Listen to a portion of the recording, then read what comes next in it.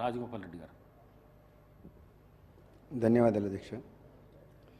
అధ్యక్ష, గౌరవ ముఖ్యమంత్రి గారు ప్రవేశపెట్టిన తీర్మానానికి ఆమోదం తెలుపుతూ దివంగత మాజీ ప్రధాని మన్మోహన్ సింగ్ గారి ఆత్మకు శాంతి కలగాలని ఆయనకు నివాళులర్పిస్తూ వాళ్ళ కుటుంబానికి ప్రగాఢమైన సంతాపాన్ని వ్యక్తం చేస్తున్నారు అధ్యక్ష.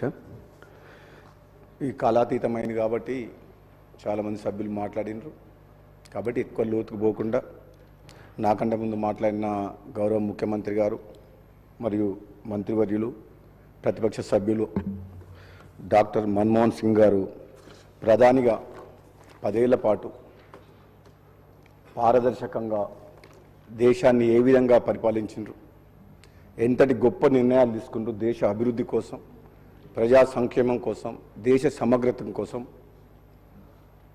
ఏ విధమైన నిర్ణయాలు తీసుకొని వాటి వల్ల ఈ దేశ ప్రజలకు ఆర్థిక సంక్షోభం నుంచి ఏ విధంగా బయటపడ్డ విషయాలు సభ్యులందరూ కూడా ప్రస్తావించారు. కాబట్టి మళ్ళీ ఆ ప్రస్తావనలు పోకుండా కేవలం ఒక్క విషయం అయితే చెప్పగలుగుతా అధ్యక్ష.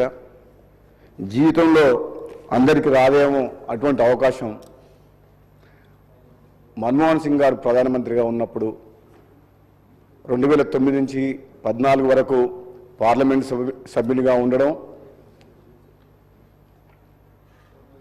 పార్లమెంట్ చరిత్రలోనే మీ పార్లమెంటు నా సహచర పార్లమెంట్ సభ్యులందరం కలిసి తెలంగాణ గొంతు వినిపించి 5 ఏళ్ల పాటు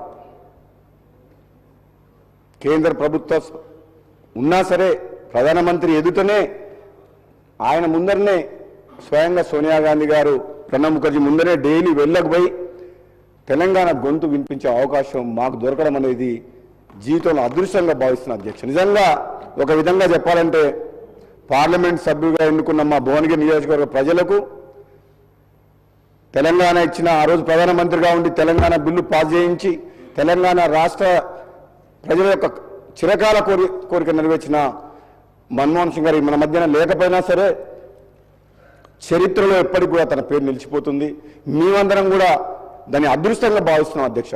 మాలాంటి వ్యక్తులం ఆ రోజు యువకులుగా తెలంగాణ ఉద్యమం నడుస్తుంటే ఎన్నో సందర్భాల్లో ఒక చాలా ఇంపార్టెంట్ బిల్స్ చర్చ నడుస్తుంటే కూడా ప్రధానమంత్రి గారు కూడా మేము ఎంత పోయి ఇక్కడ ఎంతోమంది చనిపోతున్న నేపథ్యంలో ఉద్యమం తీవ్రంగా ఉంటే వెళ్ళకపోతే కూడా ఒక్కరోజు కూడా వారించలేదు అధ్యక్ష. ప్రధానమంత్రి గారు కానీ, సోనియా గాంధీ గారు కానీ, ప్రణబ్ ముఖర్జీ గారు కానీ, మిగతా సభ్యులు కానీ ఒక్కరోజు కూడా వారించలేదు. ఎందుకంటే నిజంగా ఉద్యమం ఆ విధంగా ఉండే, ఆ పరిస్థితులు ఆ విధంగా ఉండే. పార్లమెంట్ సభ్యులను తెలంగాణకు సంబంధించిన 12 మందిని ఎప్పుడు కూడా తెలంగాణ జరుగుతున్న ఎప్పటికప్పుడు వాళ్ళ కళ్ళకు అద్దినట్టు 5 ఏళ్ల పాటు మేము మా గొంతు వినిపిస్తుంటే ఏనాడు కూడా ఒక్క మాట చెప్పలేదు అధ్యక్ష.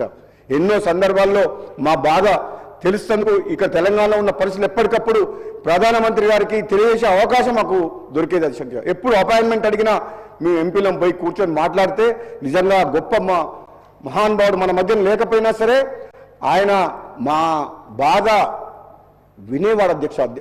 తక్కువ మాట